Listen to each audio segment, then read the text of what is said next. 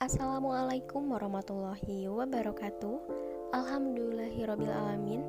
Wassalatu wassalamu ala asrofil anbiya'i wal mursalin wa ala alihi washabihi ajmain. Amma ba'du. Yang saya hormati kepada Ibu Neng Gustini MPD selaku dosen pembimbing mata kuliah bimbingan dan konseling, dan kepada teman-teman yang saya cintai dan juga saya banggakan. Perkenalkan, saya Pustaka Fitra Sakafah dengan NIM 12120600094 yang akan menyampaikan materi mengenai organisasi bimbingan dan konseling. Adapun pokok pembahasannya yang pertama yaitu landasan dasar keperlunya organisasi bimbingan konseling di sekolah, lalu ada dasar-dasar dan prinsip-prinsip organisasi bimbingan dan konseling. Yang ketiga ada pola dan struktur organisasi bimbingan dan konseling. Yang keempat ada mekanisme kerja organisasi. Yang kelima ada pola penanganan siswa berkebutuhan khusus. Dan yang terakhir ada sarana dan prasarana.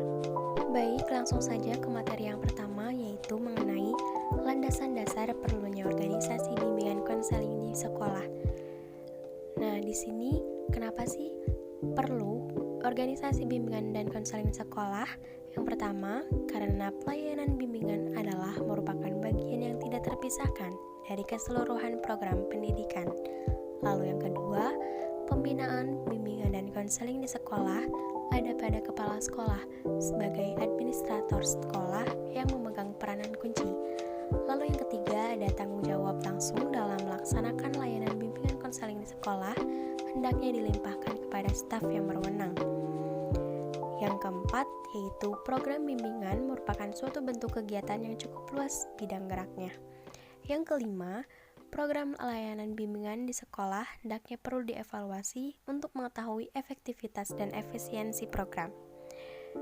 Alasan yang keenam yaitu petugas-petugas yang diserah tanggung jawab bimbingan yang bersifat khusus seperti kegiatan konseling hendaknya ditangani oleh petugas yang profesional dan berkompeten mengerjakan tugas tersebut. Dan yang terakhir yaitu petugas-petugas bimbingan dan seluruh staf pelaksanaan bimbingan mutlak perlu diberikan latihan dalam jabatan. Nah, oleh karena itu, program pelayanan bimbingan konseling haruslah terpadu dan terintegrasi dengan program sekolah secara keseluruhan. Terpadu di sini dalam artian selain merupakan tanggung jawab guru pendamping khusus, tenaga kependidikan lainnya juga mempunyai peran dan tanggung jawab yang sama serta dibutuhkan konsistensi di antara sekolah yang ramah dan lingkungan.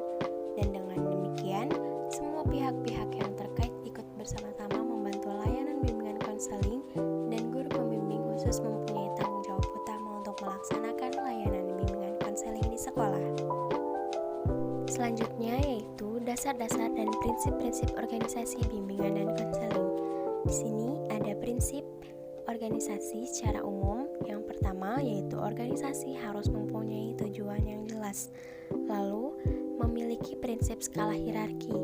Dalam suatu organisasi harus ada garis kewenangan yang jelas dari pemimpin, pembantu pimpinan, sampai pelaksana, sehingga dapat mempertegas dalam pendelegasian wewenang dan pertanggungjawaban. Lalu yang ketiga yaitu adanya prinsip kesatuan perintah.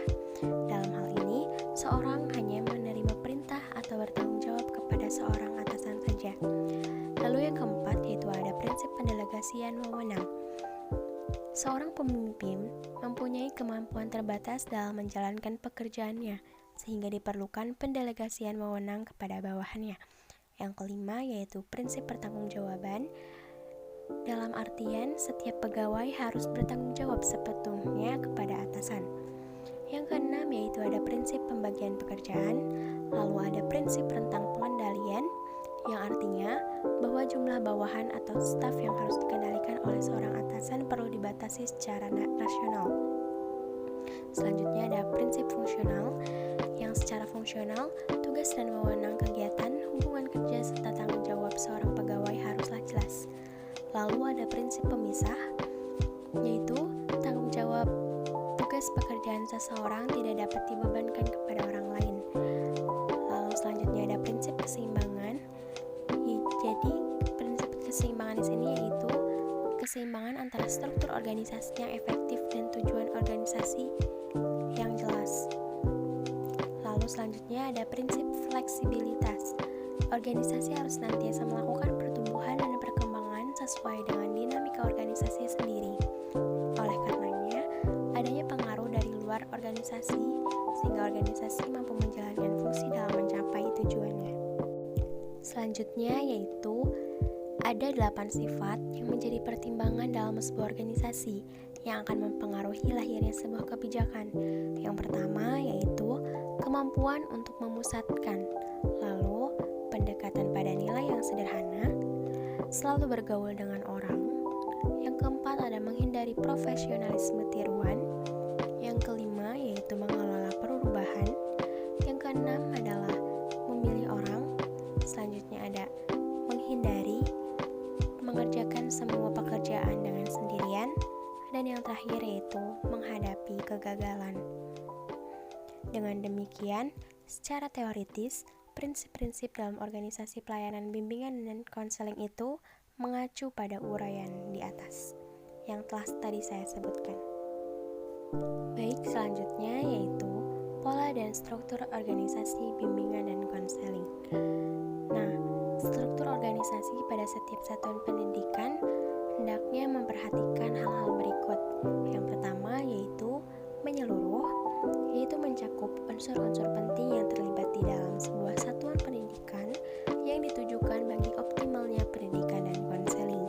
Lalu yang kedua yaitu sederhana, maksudnya dalam pengembalian keputusan atau kebijakan, jarak antara pengambilan kebijakan dan pelaksanaannya hendaknya tidak terlampau panjang. Yang ketiga yaitu luas dan terbuka, sehingga mudah menerima masukan dan upaya pengembangan yang berguna bagi pelaksanaan dan tugas-tugas organisasi. Yang keempat yaitu dapat menjamin berlangsungnya kerjasama sehingga semua unsur dapat saling menunjang. Yang terakhir yaitu dapat menjamin terlaksananya pengawasan, penilaian dan upaya tindak lanjut. Nah, selanjutnya di sini ada mekanisme kerja organisasi. Layanan bimbingan dan konseling dilaksanakan di bawah tanggung jawab kepala sekolah dan seluruh staf koordinator bimbingan dan konseling yang bertanggung jawab dalam menyelenggarakan bimbingan dan konseling secara operasional. Personal lain yang mencakupnya yaitu wakil kepala sekolah, guru pembimbing atau konselor, guru bidang studi, dan wali kelas yang memiliki peran dan tugas masing-masing dalam penyelenggaraan layanan bimbingan dan konseling. Mekanisme layanan bimbingan di perguruan tinggi mencakup alur kegiatan sejak penerimaan mahasiswa, bahkan sejak seleksi calon mahasiswa. Secara operasional, mekanisme layanan bimbingan dapat diuraikan. Yang pertama, seleksi dan penerimaan mahasiswa baru, lalu pemerolehan data dan informasi hasil seleksi ataupun melalui wawancara. Yang ketiga yaitu bimbingan tahap 1, yang keempat bimbingan tahap 2 dan 3, dan yang terakhir adalah bimbingan tahap 4. Nah, di sini ada menurut Cuntika Nursihan pada tahun 2006, supaya setiap orang yang terlibat dalam organisasi bimbingan itu mampu dan dapat menjalankan tugas, tanggung jawab, serta wewenangnya dengan sebaik-baiknya, diperlukan kegiatan untuk mengarahkan kegiatan bimbingan dan konseling. Baik, selanjutnya yaitu pola penanganan siswa berkebutuhan khusus. Pembinaan siswa dilaksanakan oleh seluruh unsur pendidik di sekolah, seperti orang tua, masyarakat, dan pemerintah.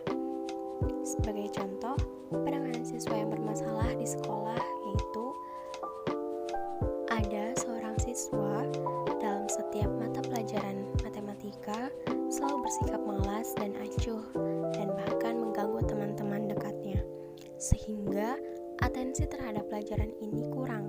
Berkali-kali diingatkan dan diarahkan oleh guru mata pelajarannya, tetapi tetap tidak berhasil.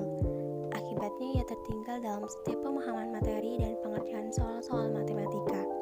Padahal di sisi lain, ia sangat berprestasi dalam kegiatan olahraga. Perilaku siswa tersebut diinformasikan kepada wali kelas melalui kartu komunikasi. Sementara itu, guru pembimbing khusus berperan menyelidiki dan mengidentifikasi sebab-sebab yang melatar belakangi sikap dan tindakan siswa tersebut.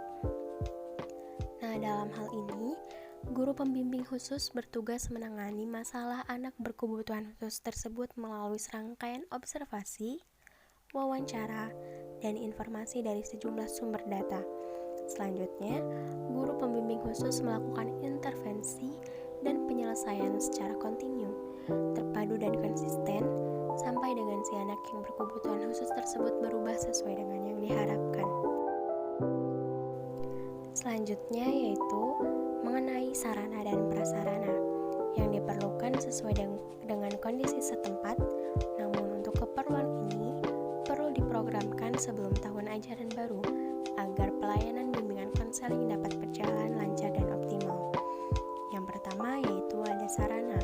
Sarana yang diperlukan seperti alat pengumpul data, diantaranya seperti format-format, pedoman observasi, pedoman wawancara, angket, catatan harian, daftar nilai prestasi belajar, kartu konsultasi, buku penghubung instrumen penelusuran minat dan bakat.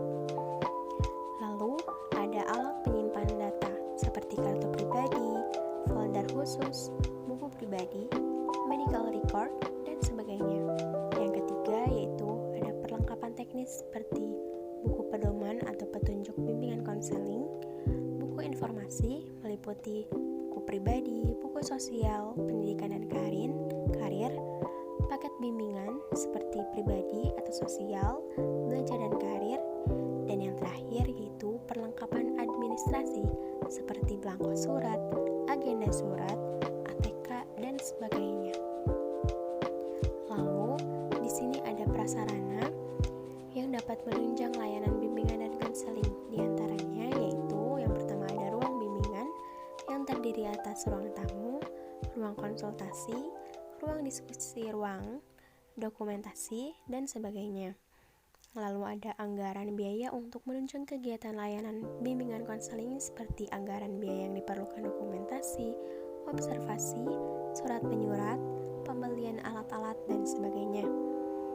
Yang ketiga yaitu adanya kerjasama.